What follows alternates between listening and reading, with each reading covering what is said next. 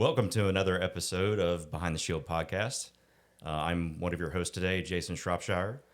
And you have Gary Daemer, the CEO of InfusionPoints as well. And today we have a legend in our eyes. The legend. The legend. There's no doubt about that in our eyes. Mr. Tim Sandage. Yes. So welcome, Tim. Thank you. Yeah, it's a pleasure to be here. Loved coming out and seeing you guys and being at your place. It's always a fun time hanging out with you guys. Cool. Awesome. Cool. Yeah, glad to have you. Yeah, it's been a while since you've been here. Yeah, a couple years, I think. Yeah, and we've actually come a long way over the time period since we've last had you here on site. I think we were just in the beginning phases of getting our command center ready and getting some of that storyline ready for us to have more of that platform management tool. Really focusing on that. But that's a big change, I think, from where we were. Yeah, it was like we had the engineering team in full swing, and then we were working on getting the dev team, stood up for command centers. Yeah, I think the dev team had just started at the time, and I remember we filled this room up, which is now our podcast room, with everybody that we could have locally here, but didn't include any of our dev guys yet. Yeah. So. No, I mean, you guys have had some impressive growth.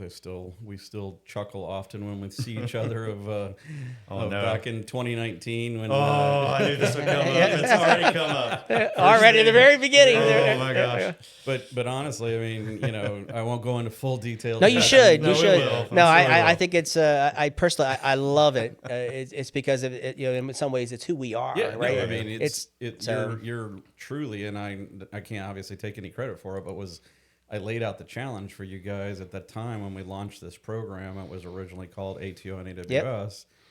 Yep. We're very focused on how do we get partners and more partners in our program that can create automated stacks or full automation for FedRAMP, DoD, SRG, whatever the case may be. And so I kind of said, yeah, you guys can come in our program, but we need you to build towards this evolution. And now here, 6-7 years later, Right. you guys are truly the shiny star in our program, and it's Right. it's amazing to see just me laying out that challenge. Mm-hmm. And I tell our partners all the time it's like everybody has the ability to be successful in AWS, in our program, in this solution, if they accept the challenge. Like, this is what the market needs. Right. This is what needs to be delivered. If you execute on that, you can be successful. And you guys are a perfect example of, you heard me, you heard us, and you've evolved and you've maintained our, an incredible team and an incredible, delivery opportunity. So I think that there's, the sky's the limit at this point. If you look about from where we came, because we really started out. It's kind of funny. We started out really as builders, so we built an IaaS ourselves with Dell a whole bunch of years ago, and we built the reason why we're have this building today is because we had to build a security operations center and a cloud management team. So we had a physical location that we built here in Western North Carolina. Although we really didn't build it, it was kind of a rebuild, I should say. I've seen the pictures. Yeah, you've seen the pictures and you've heard the stories. Yeah. So we started out as builders, and then we went to advisors when Dell sold that to another company, and we were really pure advisors. We help people with documentation and do instant response stuff, and when the program first started. And this is what I'm going to turn over to Jason until you guys can talk about this, right? When your program first started, that's really where we were. We were helping people more on, let's help you figure out how to get stuff done. Let's help you figure out how to get the process done.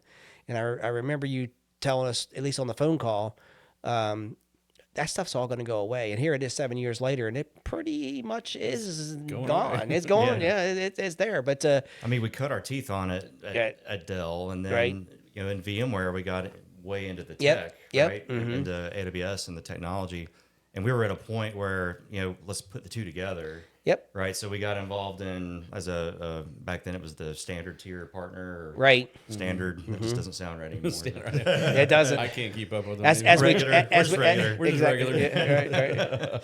and I went to this. It was the Washington Summit back then, or DC Summit. It was Public Sector Summit back then. Now it's the DC Summit. Right. So that it's both commercial and government. But it's the evolution over the years, but yeah, I can still remember 2019, Jason chasing me around.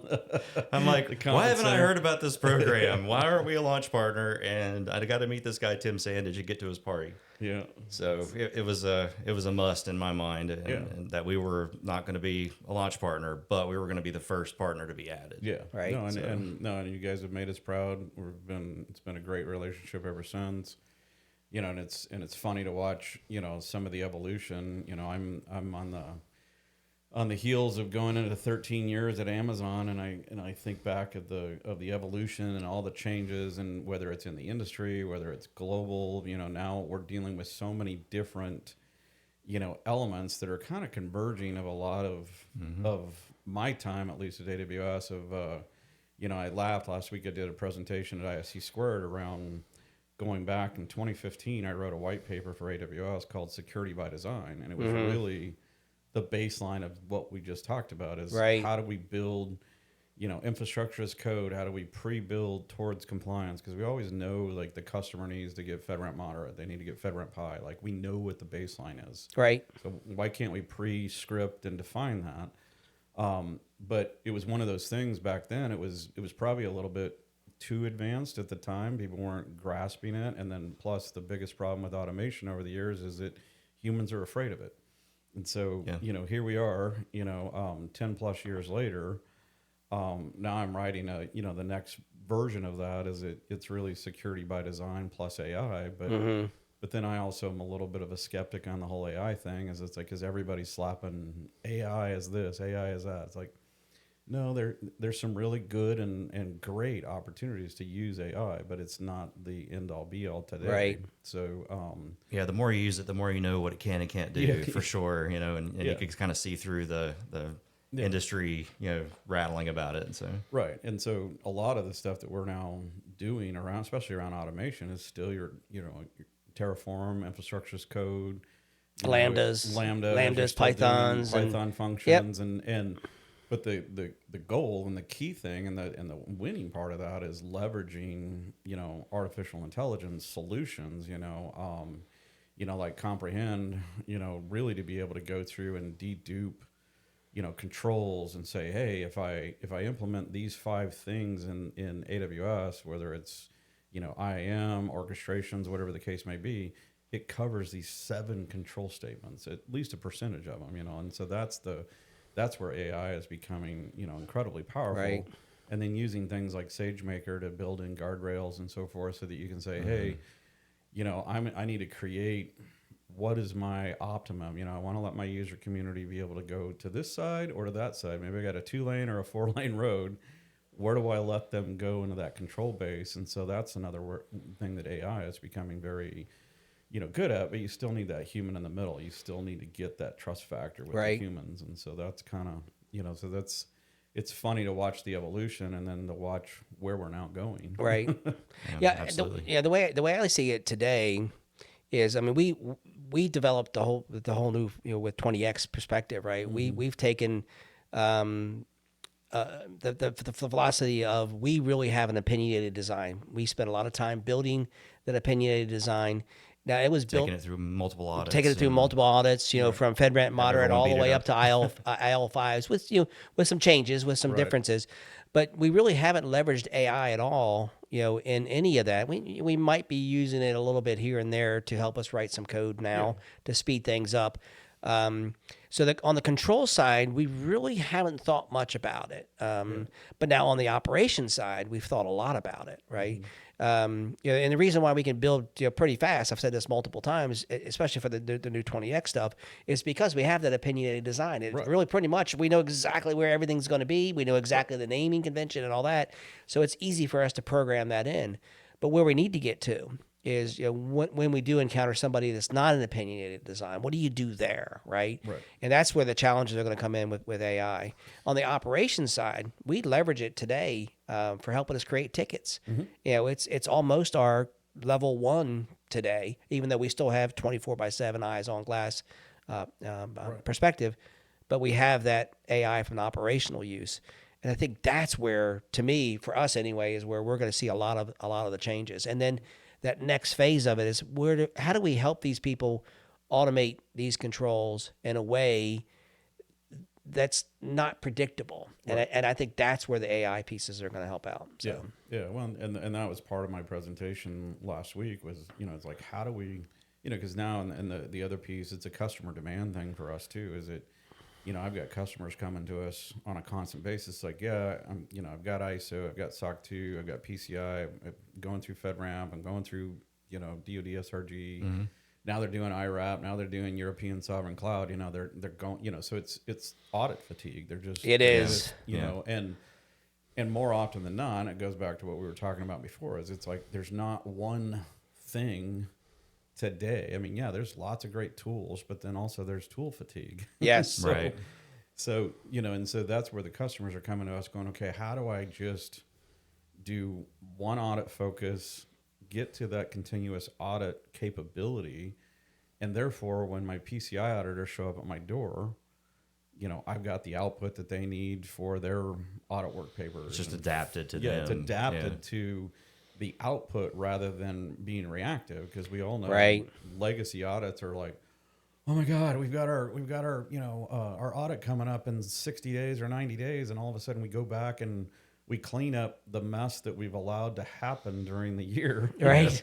And it goes into that audit panic. Right. Versus let's just make, let's make a baseline that the baseline is always here and it feeds, these 15 or 10. I mean, we now have customers that are operating. I mean, AWS is operating at a scale that's beyond comprehension, even for me.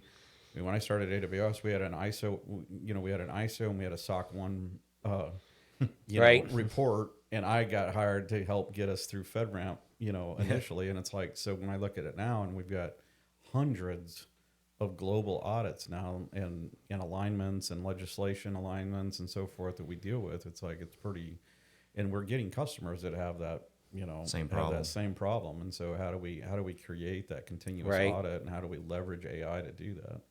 I think that's really one of the biggest challenges that we have ahead of us, right? Is really the continuous audit and having folks who can audit that, audit the systems appropriately. Right. But in order to have continuous audit, you got to have those automations. You got to have the AI pieces. I think to be able to help you evaluate. And AI solves the problem of translating controls and just describing, like, how does the control address this framework versus this framework, or which controls map accordingly, right?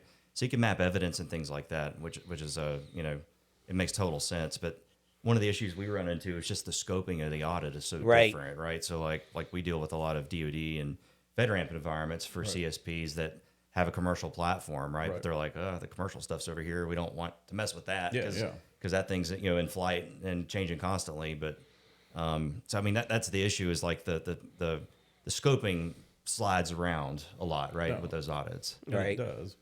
But that's also, again, trying to get with these companies of, even I still go back to our, our first big win of this program was when we took Smartsheet through FedRAMP in 90 days, and it was just kind of like, and the it was a huge challenge, and we had, multiple partners involved in that. But the outcome of that is that they came to us after the fact and said, you know what you guys built for us for FedRAMP is pretty efficient. Let's start doing that. Let's start doing that, back to your point, across those other commercial regions or other deployments and so forth. And so it's like, so that's the other opportunity. I mean, it doesn't always work out that way, because we still see, to your point, we still see a ton of our customers, especially if they're building a net new greenfield in GovCloud, because they're going through, this is the first time them as a company have ever done a government related certification. It does not look or feel anything like what they're operating in commercial. But then they realize that's a challenge after the fact, because now they've got dispersed humans. They're saying, oh, okay, in this environment I do it this way, in that environment I do it that way. And they're different humans too. And they're different humans. And so that's also the opportunity for, us and our partners, is to go in and say, hey, because it's also one thing that we learned very early at AWS is that you've got to have a consistency. It's the only way that we can scale the way that we do. Is a region in Singapore operates exactly the same as a region does in Virginia. So that it is truly the human that gets put in front of it can do the same work no matter what their physical location is, because it's operated on the same scale. But it's obviously it's harder said than done. But that's also the big opportunity, is that as we scale some of this and we leverage some of these advancements that we have, we can actually help our customers create parity. So it's like, okay, you're not having to operate loosey-goosey in this commercial deployment and then be super restrictive over here in a government deployment. And we were talking about this the other day, and one of our customers was saying that going through the audit process, going through the FedRAMP audit process, actually saved them money ultimately, because it allowed them to streamline a lot of their inconsistent processes. Right. That's one of the things that we find, consistently with, especially the larger companies that we deal with. Multiple BUs wanting their own operating systems, multiple BUs wanting their own processes for change management, multiple BUs wanting XYZ. You just name the challenge, and next thing you know, you're trying to put them all under one roof for a certification, and they can't get it done because they have 12, 13 different processes. So it really isn't really about the technology, although it's underlining it really is it really is a technology. It's not wanting to consolidate and streamline, to a certain OS or a certain process, because this is the way we've always done it. Right. So, it's like, do we retrain those people, who don't want to go to the newer, secure method? I'm not saying that the method they're using today isn't secure. That's not what I'm saying. It still could be secure, but that training aspect and getting people to do things consistently, I think is a big cost savings for anybody. Right. So, I mean, we've just we recently witnessed this on one of the audits that we went through. We have, I don't know, roughly 20 customers or so that we manage. And that means we do 20 audits a year, right? And then some of those audits are new. And I would love to say it's the same audit team every single time, but it's not even the same company that does our audits, because we don't make those choices. Yeah. Our customers make those choices. Right. So not every time, but a lot of times we get a new team, and they're auditing us, and they see something from a different perspective. So it's also maybe a little bit of inconsistency in the team perspective as well, if that's doing the auditing. So it's like, process to me is even much more important than the technologies that you use. Now, if you use the same technologies, it makes things easier. Right. So what do you think? What do you think about that? Because that's kind of what you just addressed with the way AWS does it as well. Yeah. Right. Well, and that was all. Ultimately, that was always, mine or our vision of when we started this program. Is that, we wanted to get to a level, especially across partners, to say, okay, let's leverage technology and the configuration of that technology against controls in a way that is predictable, scalable, understandable. And this even goes back to the thing that we've fought with multiple customers, even together. We've actually worked on this, where especially those customers that have a magnitude of business units under one brand, and it's like, or they're doing acquisitions and they're bringing in that new businesses that they're bringing into their fold. The idea of building a general support system as an infrastructure up to the database plane, maybe as a consistent government, certified environment. And then when you bring in the business unit with the application, you're just stitching in the application, you're stitching in the business unit. And the idea that, on one hand, that's the simplest, cleanest idea I've ever, heard of. It wasn't even my idea. It just was like, I've stolen it. I think the government. I think everybody, a lot of us had that idea. But the government came up with it, a whole bunch of years ago when they called it a general support system. Exactly. There wasn't even a name. Right. But but the idea that we still, especially some of our larger customers that have, multiple authorizations, whether it's FedRAMP, IRA, whatever the case may be, they're still working on the siloed operations. And so I still think that, that was the ultimate goal. And then back to what you're more specific was then getting partners aligned so that it's like, okay, You know, I've worked with InfusionPoints. I know what their deployment methodology is. I know what their organizational deployments are. I know how they do policies, procedures, and so forth. So having 2 or 3 auditors that hang on the back end of your operations, that they, you know, and all of a sudden, hey, I've seen this. I can get some audit efficiencies out of this. But I think the other challenge that we run into is, you know, and it's not a negative, but you know, we're only as good as who's on the bench the day the contract comes through. So well, there is that challenge too. I mean, and that's a real challenge, you know. Well, what do you mean you can't start tomorrow? I signed a contract. I signed a contract. Yeah, but it took us a year to get here. Come on, man. Well, and so I think that's what continuous audit solves is it, and then, but it also goes back, we have a paradigm shift, and obviously I came from your world, and you know, I know what it's like to be in billable hours and having people, you know, having utilization of staff and all of the things that the consulting. It's interesting you say that. It is interesting you say that. Well, we could talk briefly about that as well. No, keep going. But that's the opportunity is it we've got to shift off of that. You know, you know, I mean, I came from the Deloitte days. Where, You know, I came from the old Booz Allen days, man. You know, you got to be 95% billable, you know. But we've got to shift away from that. But it's trying to help. You know, it's a cultural thing too in this world. We've got to figure out how do we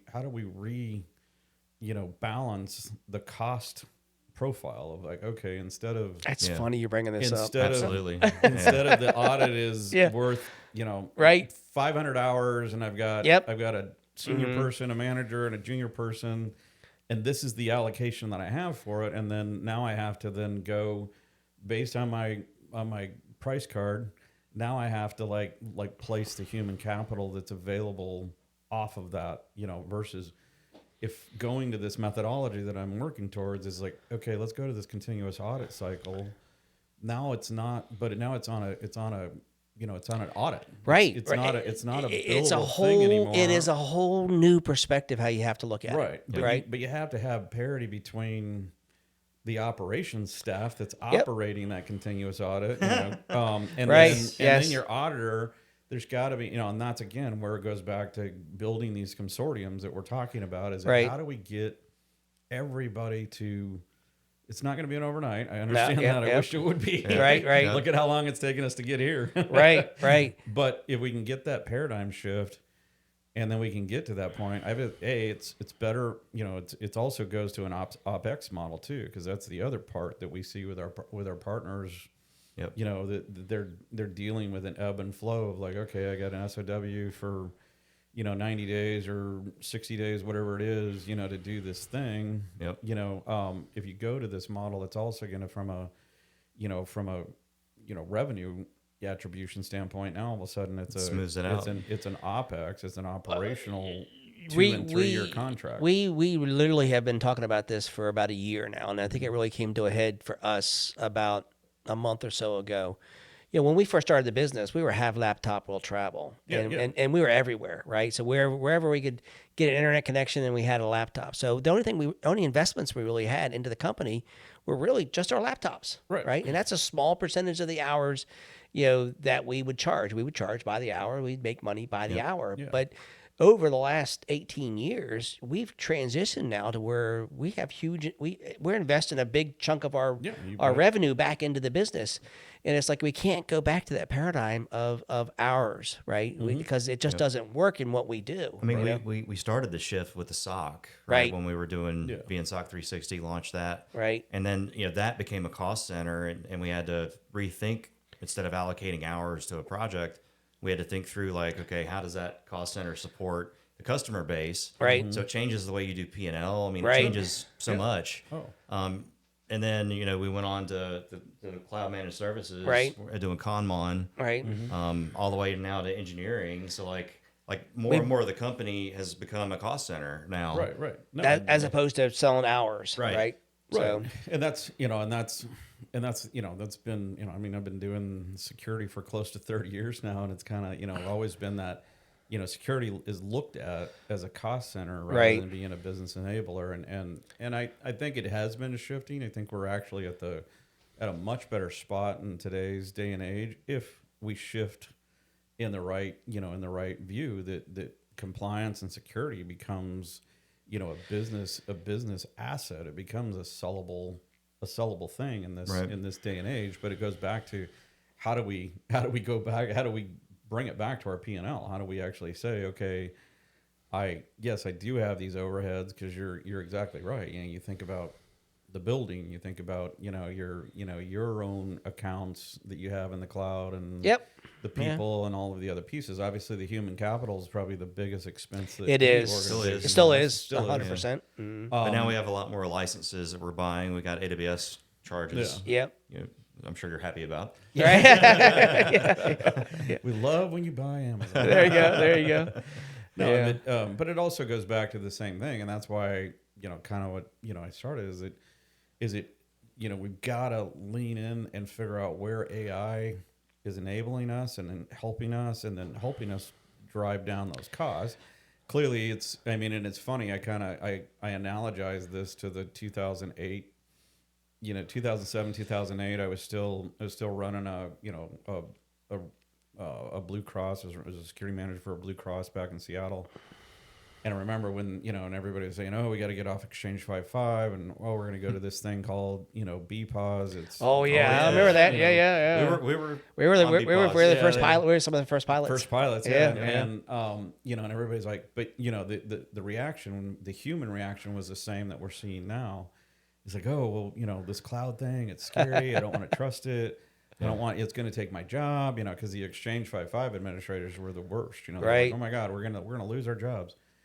You need to evolve your jobs. Yes, you do. And this is the same thing that we're in right now. Is that as they say, AI is going to, it's going to subrogate, or it's going to take some, roles or responsibilities away from humans. But it's also the opportunity, though, is to lean in, is to figure out, okay, yes, the thing that I used to take 8 hours to do now takes AI 30 seconds to do.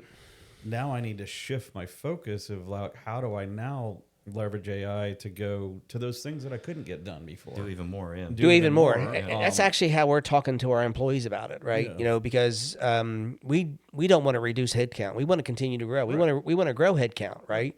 But we want to use AI as a tool to be able for us to do more for less for our customers. That's really where we need to get to, and that is the message that we're driving home here. Well, and that's you mentioned and it's kind of funny because I until a few months ago when I started doing some deep dives and research and kind of resurrecting this security by design concept that I worked on, is that I too started playing with things and started playing with our own tool sets and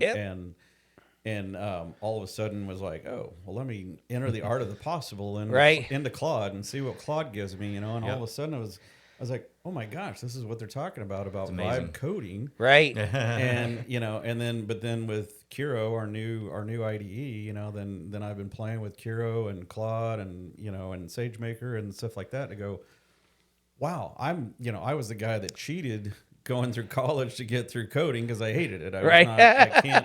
I've never been perfect. I should have had this. I would have gotten A's, but now I'm, but then, the interesting thing, and that's the other challenge, is that people come back and say, well, vibe coding's not, it's not legit. You get the naysayers on that. It's like, but it goes back to the same thing. Do you know what it's supposed to look like? Right. And so that's where it goes back to what you were saying earlier about the, do you understand your op stacks? Right. Do you understand them today? And do you know how to, what good looks like? Mm-hmm. Now that's where you leverage AI. It's like, okay, it gives me some efficiencies, but I still have that human in the middle that does that validation. And I think that's also the naysayer right now of AI with some of what's going on in the industry, is that everybody's slapping AI on, but they don't have the human capital to do op stack validation. At least in the beginning here, I truly believe you need to understand, right? You've got to understand what you're doing and understand what you're working on. Yeah. Because if you don't, you're just putting stuff on it that you have no idea, right? It was like in the beginning days of doing infrastructure as code. You had to actually know as well what the underlying service did, right. So then you could actually deploy it in the way that it needed to be deployed in a secure method, right? Yeah. So, and with infrastructure as code, like we had to do it wrong before we did it Oh, right. absolutely. You have to learn all the bad ways to do it. And, that was the same thing. That was always, so back when we did, in 2015, I did a reInvent presentation with Chad Wolf, our former VP of compliance, and we did it all around this secure by design, and we released our very, very first infrastructure as code, deployment stack, and it was so funny, and is this hilarious when I go back and I looked at some historical documents on this. So we named it Gold Base. I wanted to name it like the golden images that that we used to deal with back in the 90s and Microsoft and all that. Well, after reInvent, we kind of got a little bit of hand slap and said, hey, that's not a name that we want, and get rid of it. And so it, the name, and that's a great thing that's the other piece, is don't be afraid to fail fast. Right. It's like Amazon is great at failing fast. It's like, I ask people all the time, remember our phone? And they go, you guys had a phone? Right. Exactly. Right. Exactly. Fail fast. Move. Yeah. Move. Right. Nobody remembers that we had this gold base thing. Right. But what you learn things. You learn from it. And that was what then we evolutionized that to the NIST Quick Start. So we had the NIST Quick Starts for a lot of years. But back to your same point, the reasons why they weren't as successful, or they're still problematic. Even our LZA, accelerator is still problematic, because people that download them, then they change the very things in them that were purposely built around. And that's why I'm always like, these are great tools for the the security practitioner, the compliance practitioner, the engineer. They're not great tools for our customers all by themselves that have not done this. It's you got to have both, right? Yeah, you have to have knowledge of both in order to be able to be successful. I think that's one of the reasons why we have been successful in doing all this, is because we're security engineers, right? Beginning of the day, that's end of the day. That's where we started. That's where we'll continue to go.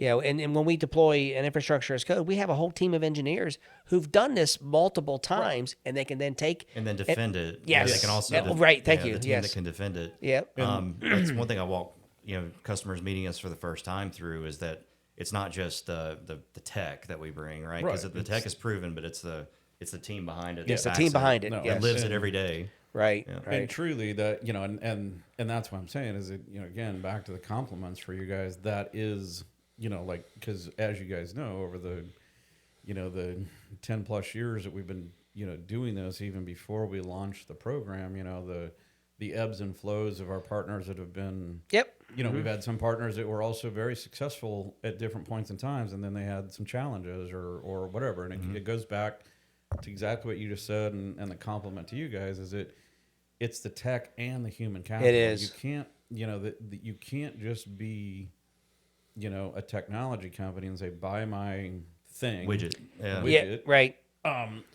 You can for, certain solutions, but in this realm where you're building full security and compliance deployments, you need kind of that balance of both, the hey, here's the tech that's efficient, helps you deploy, helps you maintain, helps you operationalize, but then you need the consulting or the human capital engineer, the operators, the people that help. Well, and you still and need the willingness to pull it over the line, right. And you still need your advisory team, right? If the folks who are doing the project management and making sure all the paperwork is done appropriately, make sure all the documentation. It's the mission-focused aspect. Right. And that's good. So that was always what.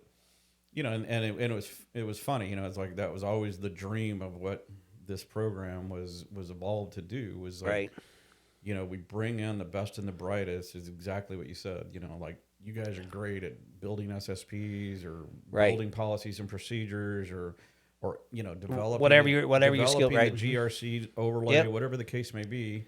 This is the operation and engineering group that does. That does the fancy stuff in the background that makes it happen.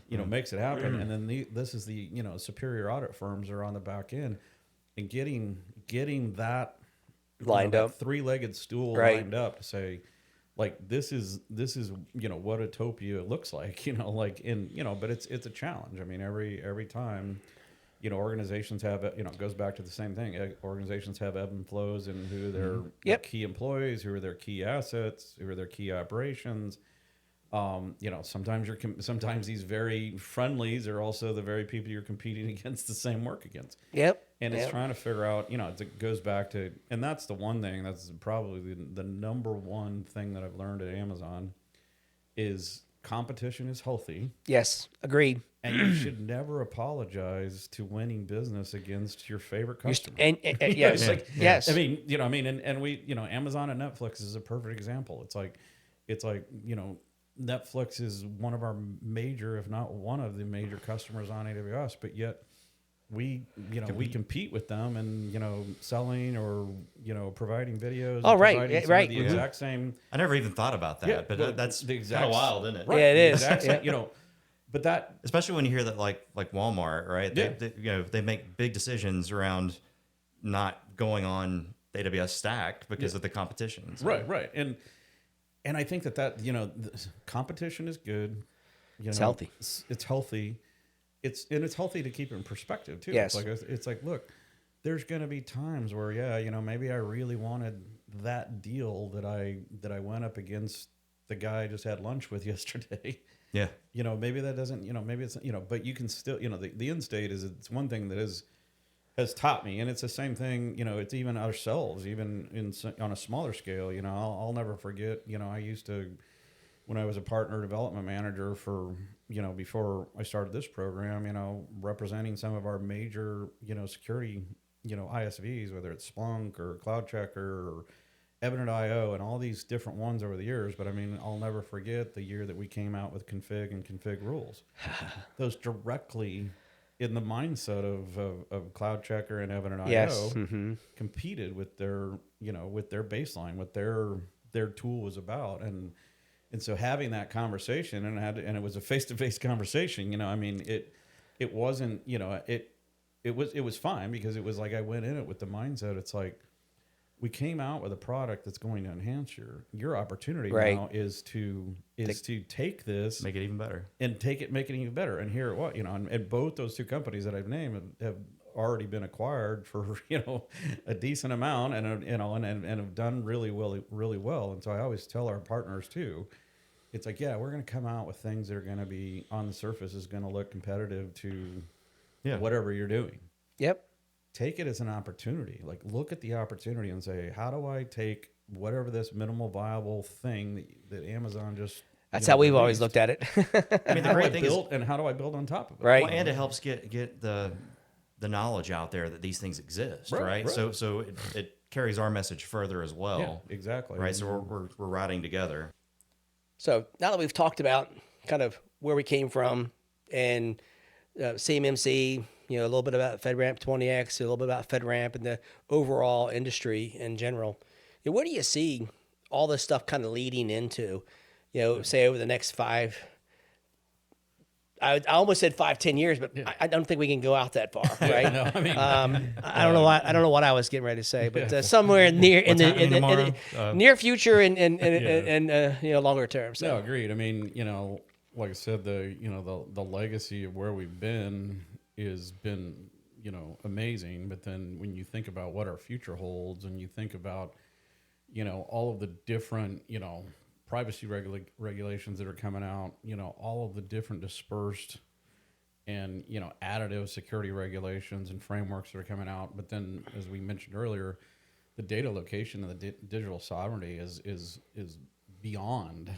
those two other categories. Correct. I mean, it's and so then that becomes both, again, a challenge for cloud, and then we've got to look at what's the opportunity of that, because every country or every geo is starting to focus on, how do I pull back? How do I protect what's mine? How do I, but then at the same time, we're global, we're global commerce. I mean, so we're really having, at that paradigm shift of like, how do we get a unified, control capability, a unified, approach around this? And then so that, I think you mentioned it earlier, is how do we look at from, what data classification can go up and down? What are the parameters? That what are the CISSP thing. Yeah, that CISSP thing.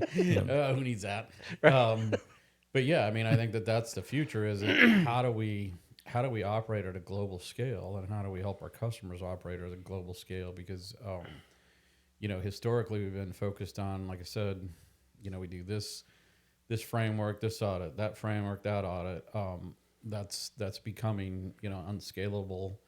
And then it doesn't help with the growth. And so how do we look for ways that we can then, scale across geos, scale across, security and compliance requirements, but then make things accessible, still meeting the intent of whether it's a digital or a data localization. Yeah. I mean, to me, I think the way that, AWS developed regions, the region-based approach, but also had, regions be matched up kind of with those localities. Right. So you might have a few regions in country, depending on the size of the country, things like that.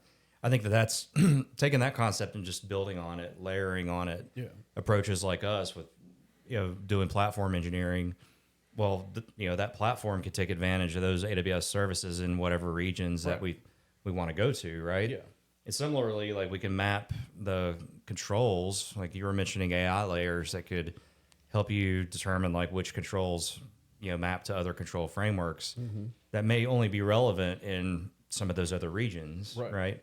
But we could take that work that the platform provides and then have, those controls kind of be described, hey, what they mean to this region, right? But the platform is the platform, no matter where it sits. Yeah, exactly.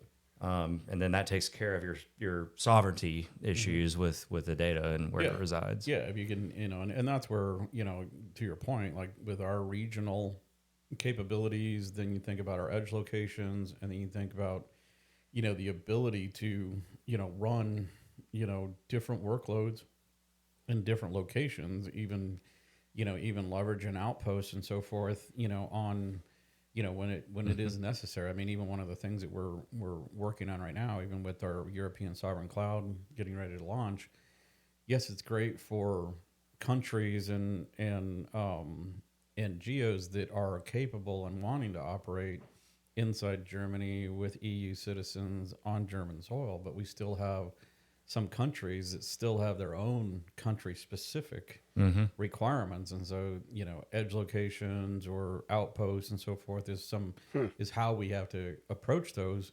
But then having the partners, to your point, having that unified compliance platform that says, okay, I can go deploy this, and then I layer on top of what I need. And, if it's an edge location or outpost, then we can suffice that other part, those other country specific needs. And I'm assuming when you say platform, we're talking about people too, right? Because you still have to have people operate those things. So having same folks or similar type folks that can operate inside the EU or inside of Australia or any other country that's out there. And that's kind of the reason why we want to continue to have those dispersed relationships between our partners, because to that exact point, a lot of these things are not just about the data being localized. It's about the human capital being localized and what passport do they hold. Right. Not, right. And it kind of goes back. I mean, I look back at the early days of GovCloud when we first, that was when I started. I was the GovCloud compliance guy, and every Monday I had to come in and I had to run a report of, who has access from an AWS standpoint. Are they in the United States? And, do they have the validation elements that say that back then it was U.S. persons? It wasn't a citizenship requirement back then, but we still had to run a manual report. And it was mind-boggling to me that we did that, but that was the process that we started out with, because you got to remember, ITAR at that point hadn't been updated. So ITAR was a 1972 legislation. So right. You also have to deal with these legislations and these regulatory authorities that are maybe not cloud aware, and they're maybe not up to speed for the specifics of how our technologies work today. But it's still very vital and very important. Right, I mean, that's one of our claims to fame here, right? Is what we, U.S. citizens on U.S. soil. Right. We're here in Western North Carolina. That's where my feet are planted. I am a U.S. citizen, born here, and I absolutely love it. There have been other cloud providers though that maybe didn't follow those rules and recently got in trouble for not having, the people in the right location to be able to review or do. And we actually still do those checks when we bring people into our environments. One of them is a U.S. citizen check, right? Right. And I'm sure it's going to be the same thing in other sovereign clouds. It's going to be a Germany check.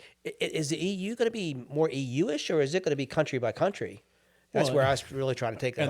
And that's the piece is it, right. you still look at like the SECOM cloud, which is the ANSI regulation for France. They're still requiring, French soil, so they're not necessarily going to use. That's where we're going to end up having to use edge locations or. So if you're going to sell outposts.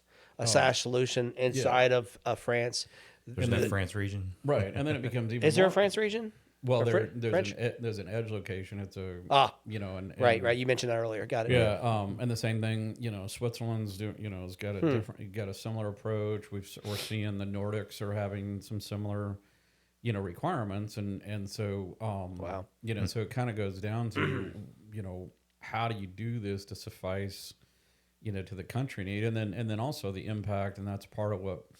It's been, interesting to look at like, okay, how do we then take a small, say an ISV and say, hey, how do you go into these regions and make the investment to go into these regions that not only, it's one thing to do the investment of the technology, but now you've got to invest in the localized talent and the local, local. That was human the biggest thing capital. was running through my mind is how do you scale for that, right? That's going to be a big challenge. Back to, and that's where, creating these kind of, defense or sovereign mesh kind of approaches, that's where we want to bring in partners that can help with that part. Is it we can leverage partners to be able to help additional partners scale, right? And get that collective investment that says, okay, maybe I've got a platform partner that's going to make the investment and bring in the localized,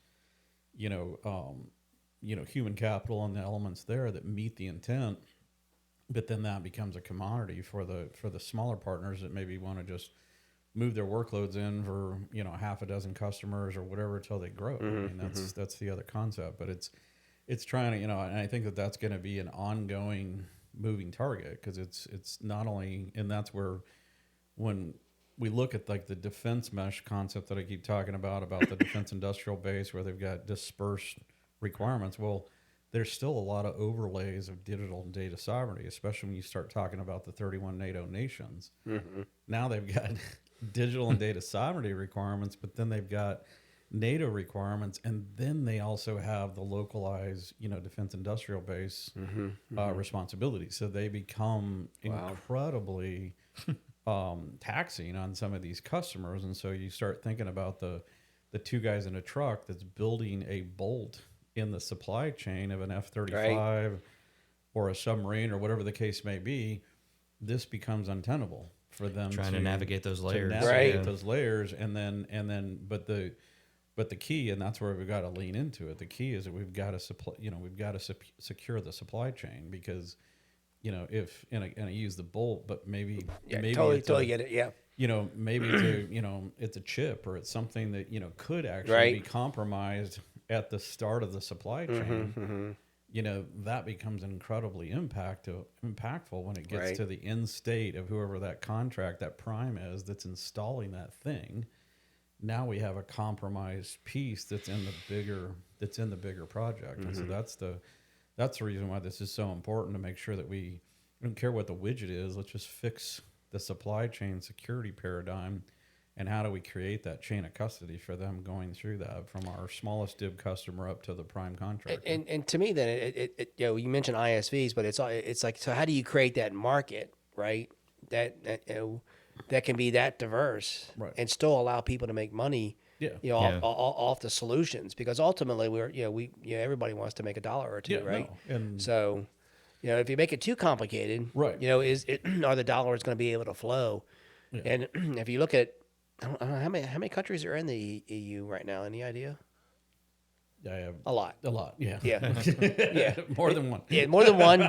Probably less than 50. Like the 50 states. I mean, could you imagine the United States have to go through? Yeah. We have the same problems with privacy laws, or similar type issues with state by state. Yeah, but they do adopt others, But the scaling issue to me will be the issue. I think So and yeah, and you bring up a good point. I mean, it's just bring it back to something that we do know. It's like bring it back to the 50 states. Is that you look at the privacy legislations that have gone in state by state and continue to adopt. But the one thing that is something that's coming out and it's real time right now is there's various states that are coming out with AI regulations and so forth, and some of them are pretty critical. Some of them, are very, synonymous to what we're seeing in the EU AI Act, around risky use of AI and inappropriate use of human characteristics and bias and so forth like that. So there's going to be a lot of net new challenges that we haven't faced in the past, because I mean, just, open up TikTok or, whatever social media that you look at nowadays. There is so much, whether unadvertised or advertised, use of fake AI to sensationalize the human to like watch it. And but it's a real thing, and you look at it, and so you have to look at that from, this is just in our personal lives. Now you bring that into business of what is the misuse or use of some of this stuff, right?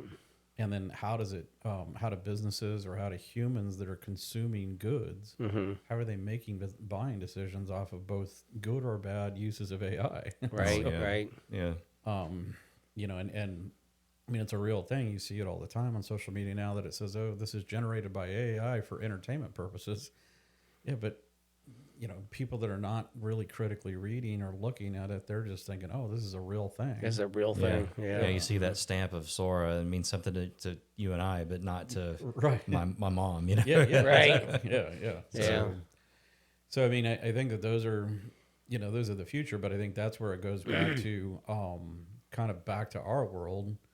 It goes back to the legacy ways that we do security and compliance. I think that and we see this, it's prevalent in, what they're trying to do with FedRAMP 20X. It's the same thing that we're seeing in the DoD with this potential. Did you almost say FedEx? FedEx, yeah, exactly. FedEx. In the very beginning, that's all I used to say was FedEx. Everybody would look at me like I'm crazy. What are you talking about? This is FedEx. Oh, wait a minute. Sorry, I had to ask. No, I almost did it, but but but it's like some of the evolutions, and I do think that the idea and the concepts behind it is right. Yeah, I mean we've seen the. I started back before FedRAMP was a thing, and and helping cloud providers go through FISMA. I mean, I started out at Microsoft helping BPOS Federal comply to to FISMA back before FedRAMP it was even launched. And you look at the evolution of FedRAMP, all the goods and the bads and the changes and the things that we've gone through, and then just the cost and the overhead to it. It's been it's been unwieldy, and it needs to be fixed. I don't disagree with that. I think that there's a middle ground of how do we get there, and how do we automate? I think that's the key. Is automation is the key. But as we've also learned in automation, humans don't trust automation, and so we've got to leverage automation in a responsible, approach, and especially using AI and looking at how do we have that human in the middle? How do we get people to trust it? But how do we also? Well, one of the things that I was touting, right in the very beginning, I mean, literally the very beginning, was validating the checking, right? If you validate that check and you put a stamp of approval on that check, then everything should be pretty close to being accurate every single time. Yeah. I mean, you got to validate the output as well, but outputs can be manipulated. But if it's always coming out of that same check, then that nothing's changed and everything is still accurate as well. Yeah. So check the checker as opposed. Check the checker. Yeah. Well, and we've seen different approaches. This is kind of what we went over in our last episode that we talked about. But we've seen these approaches of like GRC platforms sort of being introduced, and presumably being able to do something that output 20x KSIs, within just an intake session. And it's like, something seems fundamentally off about that, because you haven't done this for years now. You have to design this stuff in, right? Right. So that's where we think that the platform approach is different there, because we're using designs that have been proven, over the years, and we thought deeply about integrating the things that we've chosen, like in an opinionated way, together to meet the requirements, and then to go from there. Now we can write KSI validations all day long around that, right? But we still had to have that opinionated. Yeah, the deployment still has to be accurate, because I think of all the legacy, challenges that we've gone through with FedRAMP, everything from DNSSEC to FIPS 140. Like if I hear that anymore in my life, and even the things like jump boxes and jump hosts and the different controls that have been challenged over the years and have been challenging to implement. And then to hear that, some of those are we just wiped them clean. And I'm like, well, there was a real security operation rationale while they were in place. And so it's not that they're wrong to have those architectures and that platform capability. It's just, maybe we document them quite, slightly different. We do it in more, some of those things took on a life of their own too. Oh, yeah. Well, that was the problem with them, right? That was they took on a life of their own.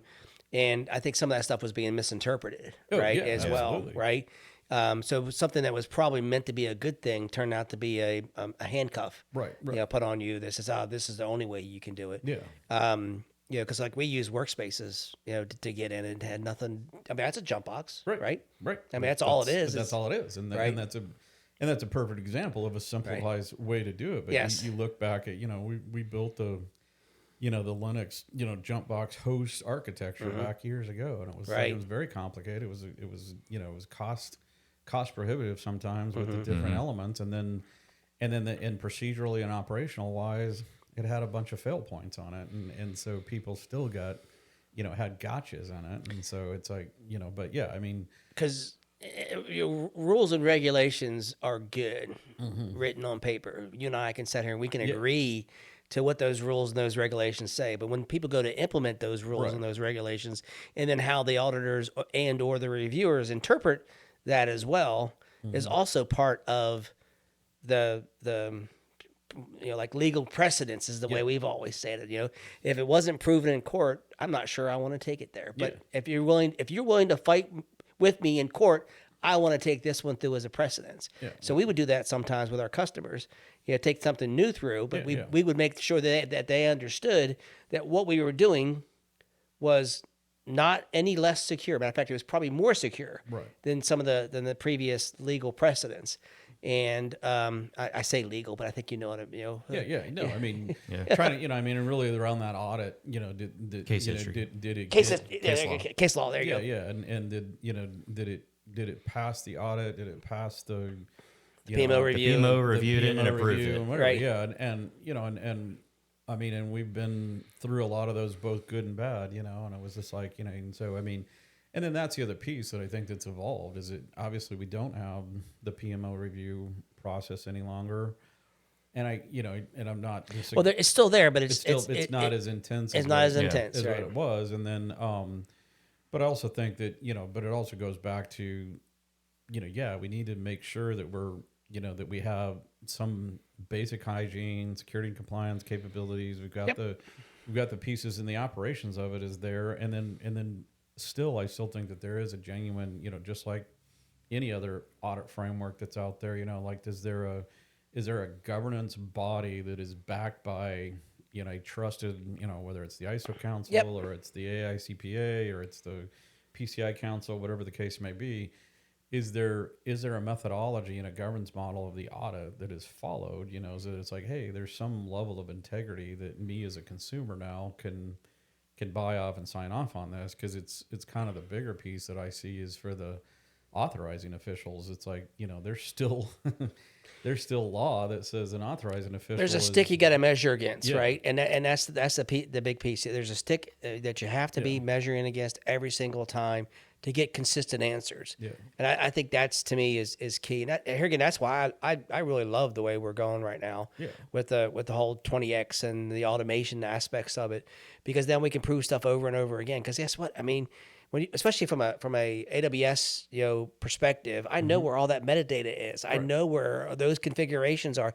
I know what API calls I need to call to look and see if those things are configured exactly the same. And if one of them goes out of whack, I know it, because the alarm is going to kick off for me. So I'm going to get now you might not be able to get everywhere you want to get, I mean, you might not get to 100%, but if you could take away, say, 60% of it, or even 50%, if you could automate 50% of it, how much time and effort is that going to save you from an auditing perspective, from an engineering perspective, from an operations perspective? I think AI is exactly the same way. If you could if it could take over 20% of your workload, think about how much more you could get done in a day. I don't know about you, but I'm not going to sit back with my feet propped up and eat bonbons, even though I do look like I eat bonbons all day long, So, but yeah, I mean, and absolutely, and I think that's where the future is that we've just got to look at how do we leverage technology, but also maintain and adhere to the security and compliance responsibilities that I think that our customers have and that the industry is kind of demanding, and then leverage the tools out there. I think that is the cool thing, is that for once, automation actually has, a real chance of becoming, a genuine operation and capability. And I think that, making sure as we're doing it, that we're able to show that kind of that human in the middle piece to say, look, this is why I trust this. This is why I need you to trust this auditor. And this is why you, customer or consumer, this is the validation that the automation has given us. And it may take a few iterations of that for the trust to set in. But I think as we do the baby steps and we go, okay, this back to your 20%, now we go to 25, now we go to 30. And I do think, because that's what my focus is to get us to a continuous audit. It's always been, always been the goal is how do we just, especially when we look at our customers that are just, daunted with, audit fatigue, because they're carrying 15 different, compliance frameworks in their organizations. They've got, 12 of them use different auditors. Yep. Back to what we talked about earlier, you never knew who's on the bench the day that the audit's scheduled. And so getting out of the annual cadence is everything to me, like making it continuous monthly thing, or even shorter intervals, right? Because then you're just living it. You're just exactly. And we've been there for a long time. Yes. We take it for granted a bit because we're doing 20 audits a year. We're always in audit. Sometimes we're in too many audits. No, but there's always there's still going to be failures in our operation. There's always going to be that, but it's also, it goes back to years ago when we had the S3 bucket noise. It was out there for a few years where we had S3 buckets open to the world. It's like, and then when you had when we showed people how all the steps you had to do to go through to make an S3 bucket internet routable, it's like, okay, this is not a default deployment.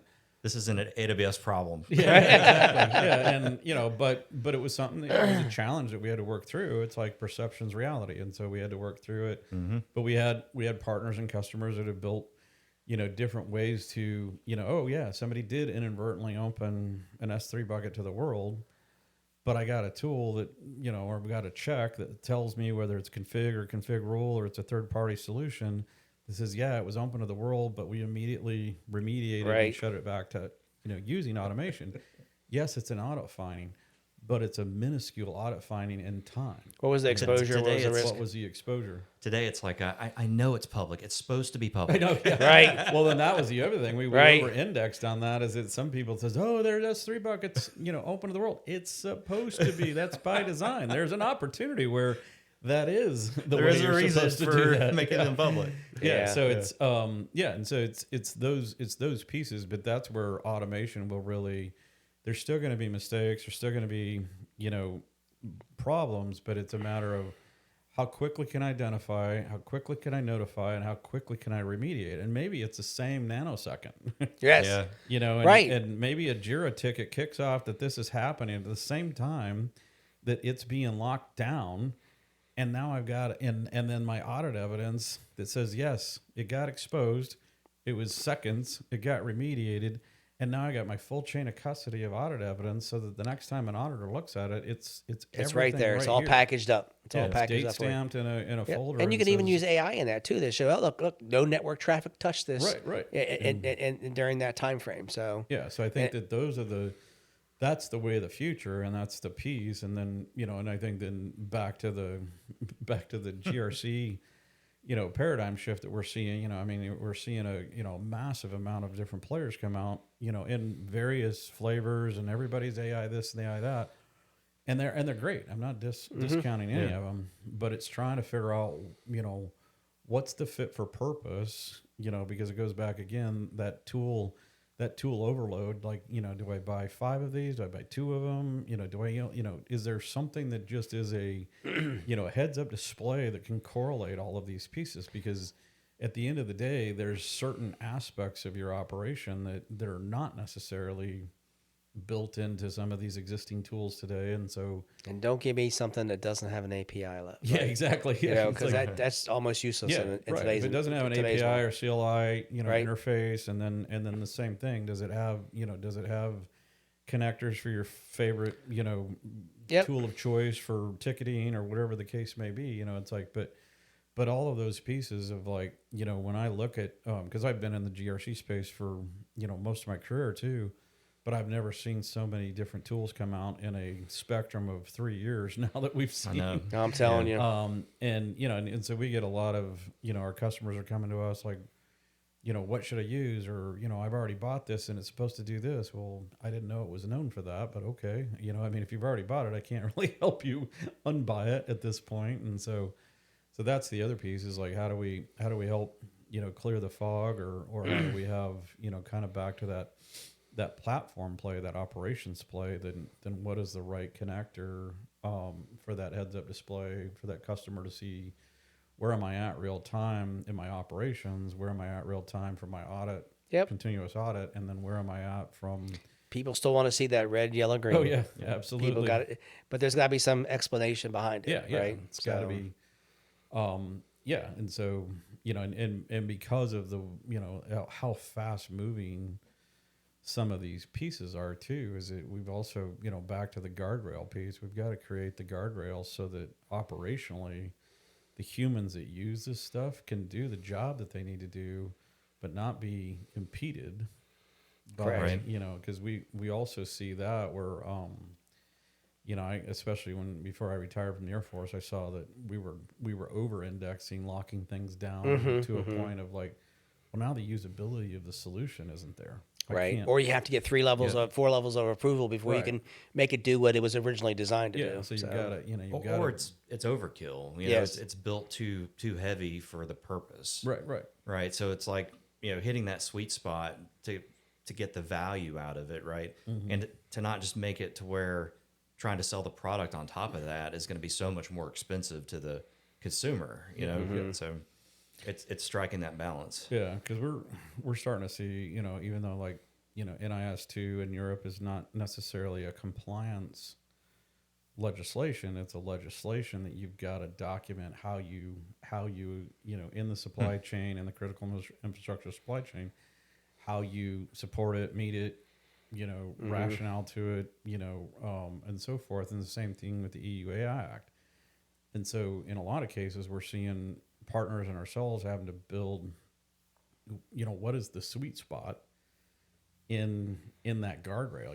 Is it like, is there a factor of like, if you stay within 75 percentile of these guardrails, are you meeting the intent? And if you go, 76%, is there an alert? Is there a way to say change your behavior? I think that's one of the key things in the entire discussion we've had today. Is who are the people doing the interpretation, and who are the ones setting those, what's acceptable or not, and I think that's a hard question to answer, but at the same time, there's a lot of regulations. They're not going away anytime soon, so we've got to be able to try to answer them the best we can, and I think that organizations who start early and try to understand what those regulations are, know where you want to go, so you can build to that. I think that's also very helpful. But I think really the key is, having the good enough answer, right? And that's the thing is people need to accept, which is hard sometimes, is have that good enough answer to be able to respond to some of these regulations and these standards that we have up to this point. That's the struggle Yeah. in the business that we're in. Now, we're engineers. We like fixing things. We like building things. Right. So we let people know what we believe it is, and a lot of times we convince auditors that's good enough. Right. And then sometimes we go to other people like the PMO offices and whatnot and try to convince them as well. And we've been fairly successful at that. But that's the challenge, is having people. I've been in this industry for 40 years, right? You've been in how long? 30, pretty close. Right. 30. Yeah. And you about the same thing, right? About 30, 20. Still, you get above 15 if you're in the same industry for that long, man. It's like, I mean, you can just say that I'm young in it. I'm there fine you with go. that. I'm fine with that. Babies. Jason, you're making us look old. Babies. But I mean, to me, that's one of the key things. I mean, most of the stuff that I learned in the early ages, and it's the same fundamentals no matter where you go. So no, and it's and I agree with you 100%, because it goes back to this has been my philosophy my whole career, is I'm here to mitigate the risk. Yep. I'm not, but we've had a massive paradigm shift, and we've continued to go down that with all of these different frameworks and different, legislation that come out. Is it too many people try to treat the control statement? Yes. They don't understand what's the control statement trying to mitigate from a risk. Yep. If you break it down to, this is all about insider threat. How do I mitigate insider threat? Absolutely. I don't have to treat the control. I can treat the risk. Right. Yeah, and that's something that we've seen in frameworks for a long time. Like when you work with it long enough, you start to read it like the Matrix. It's like you see the ones and zeros, or to us, it's not 325 controls or 450 controls. It's themes. It's like key thematic elements that you're really trying to solve. So when you break it down to see it that way, you're looking at 10 to 12 things to do, right? Instead of, I got 450. Oh my God, I got 450 controls. I got to fix. I did a unification and cross mapping of controls in my presentation last week, and it was 10 categories. Right. And it was, access, audit, configuration management, and then I could map it across multiple controls, and then what's the treatment of that through AWS services? Use Security Hub, use config, use config rules, use audit trail, use CloudWatch. And so you do break it down that way, and you say, okay, now I just did, and I hate the percentage factors, but we all use it, but it's like, you say, okay, if you do these 10 things, you've now treated the risk of, 15 frameworks using 17 AWS services, and now you're 40 or 50% towards your technology implementation into an architecture. And now you have to just figure out, what are your deltas of the technology, what are the operational policies and procedures, and what's your administrative overhead. And it's like it becomes really, really simple. And I mean, AWS has done great about providing the enabling tools, like the tech is there, right? And in the form of AWS native services, config, Security Hub, quite a few. So, but on top of that, you mentioned operations, like that's really where we come in. Yes. Number one, ensuring all that stuff's on and configured, being consumed, and then being correlated, right, and then being acted. So, I mean, that's really what the customer, what the end user has to accomplish and accommodate. And there's a lot more there to do. Yeah. No, it is. All within costs, right? All within trying to meet budgets, because there are limits, right? Yeah. So I mean, and that's the key, is it still goes back to, it's become unscalable in some of these areas and categories. It's become a 1 or a 0. Yeah. You pass or you fail. Right. I mean, there's findings, but when they give you a finding, guess what you did? You failed. Right. Yeah. But that's not the way it should be. Right. It should really be thought of as risk. And think of all this as risk. Well, how are you going to mitigate it? Or accept it? That is an option, right? Yeah. No, and that's what I think a lot of people forget, is that all of these are risk-based frameworks. They're you can accept the risk and say, okay, for me as an organization, I'm okay with having this risk exposure because my innovation outweighs the risk. Yep. Yeah. Exactly. Getting down to risk zero is not not viable. Right. No, It is if you disconnect it from the internet. Well, yeah. Fill it full of concrete. Don't do Fill it business. full of concrete, sink it to the bottom of the ocean. Yeah. So, Yep. so well, with, right. with you, I think you're getting where I was going to do the exact same thing I was getting ready to do. But with that said, are there any other topics you want to talk about? I mean, this gives a great picture of where we think things are going, as well as our previous topics that we talked about. Yeah. Because if not, I have 2 or 3 questions I'd love to ask you. No, And this is I'm I was gonna- hoping you were going to ask questions. There you go. yes, I really am 5'8". There you go. Really? I don't believe that. 'Cause I was. Okay. There you go. There you go. Exactly. I was 5'5" at one time. So, but yeah. So real quickly, these are going to be really some really random questions for you. But what's your favorite book That's a tough and why? One. Yeah, that's a tough one because as people that really know me know that I don't read. Oh, I usually wait until they're made into a movie. so it's not the orange book or the red book? Yeah, well, obviously those are legacy favorites of BJ and I were just talking about that the other day. Like that was the start of our career. That was the start of my career too. Rainbow series. The Rainbow series that's the reason why I got into cybersecurity was because of the Rainbow series. Yeah, so I guess the honest answer is probably the book that I'm writing. It's probably, Oh, well, there you go. My favorite book of as I mentioned earlier, I started writing a book about 6-7 years ago.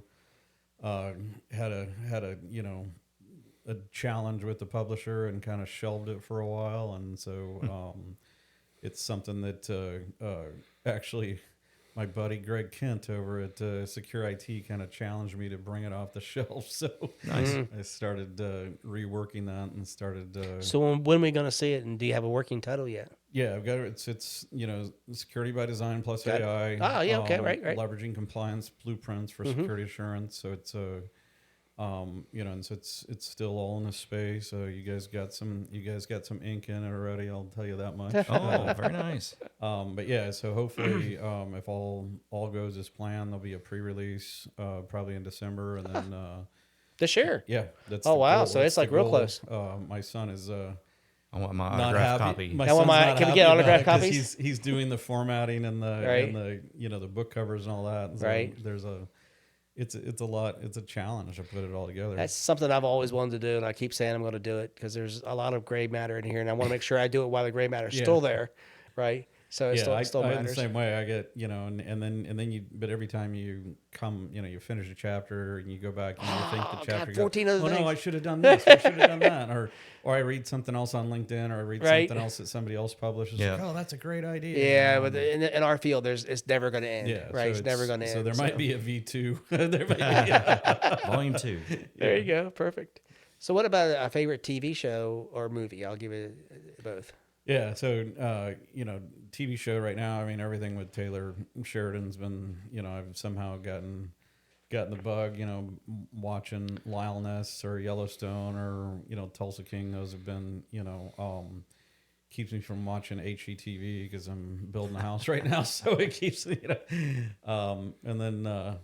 As my wife says, for movies, it's any kind of. I'm the rom-com, guy in our house, and she's the shoot 'em up person. So. Oh, really? Yeah. Wow. Switch. Yeah. Wow. That's all right.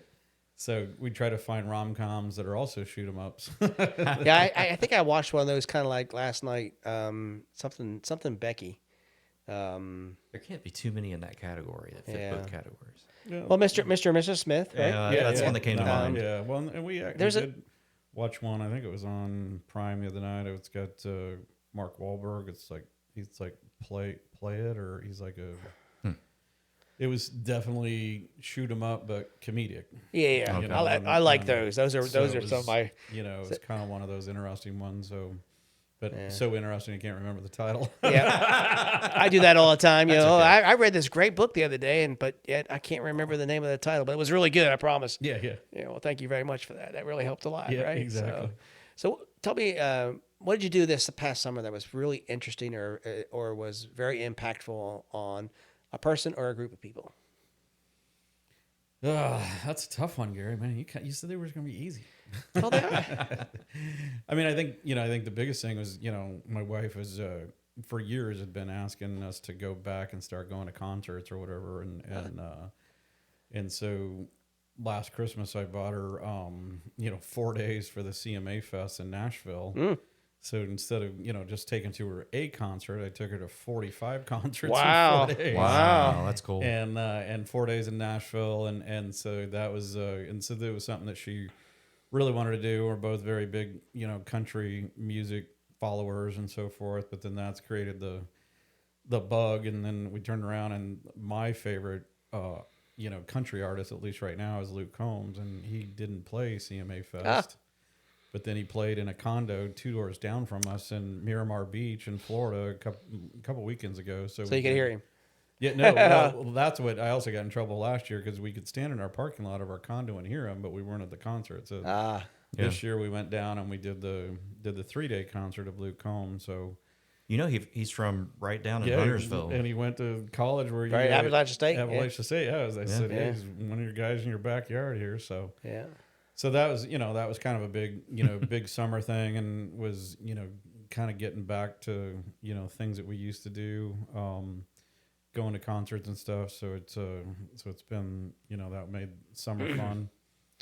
I was at a conference last year that we were in his facility in Nashville. Mm-hmm. It's a really nice facility as well. So it's and we were in Nashville last week, and just to see what Broadway has turned into from the first time I went back in the 90s is like night and day. It's grown. It's definitely a different place. Yeah. So with that said,